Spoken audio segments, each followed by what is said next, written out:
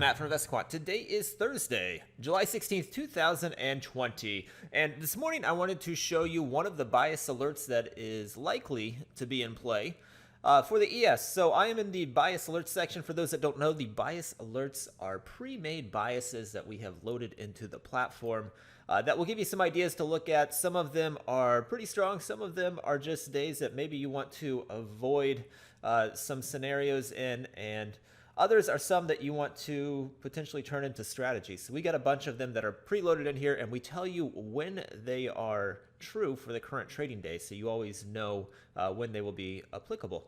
So today we have a handful of these, but they're all based upon where it's opening at. They all pretty much have an opening filter that needs to be met, and based on where we're trading at right now, it looks like we're going to be opening in the prior day range, which means this one right here called long bias Bollinger Band above the 200 is likely, if we open up where we're at now, to trigger. So this one is based upon opening within the prior session range, following a close above the 200-day simple moving average and above the upper Bollinger Band. When that has happened, historical odds have favored closing higher than the open by 4:15 p.m. Eastern Time.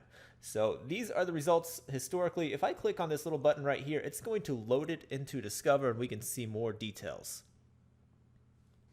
So here we go. These are the results of entering long at 9:30 a.m. Eastern Time in the ES, exiting at the close 4:15 p.m. Eastern Time, when the prior day closed above its upper Bollinger Band and above 200-day moving average.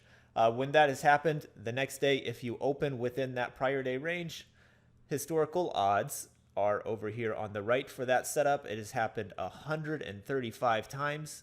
Almost 61% of those have ended up closing higher than the open, so fairly bullish number there.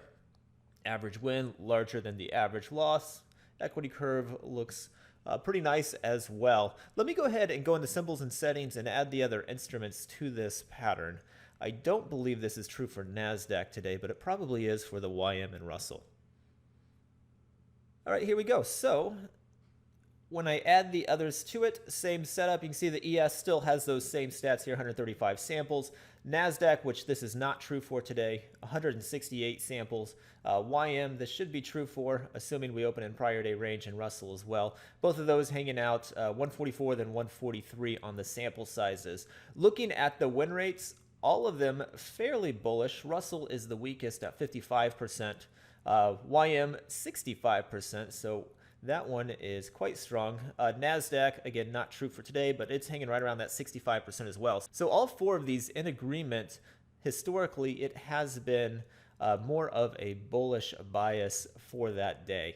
So this will potentially be in play if the market opens within the prior day's range. Of course, we don't know if that'll happen or not, as the market likes to move right into the open here in recent days. But if not, if it doesn't open in the prior day range, you can go into the opening filters, and you can change around the opening areas and zone in on exactly where we open at, and then you can see how the stats change. So do that if you have the platform. Good luck today, and we will see you next time.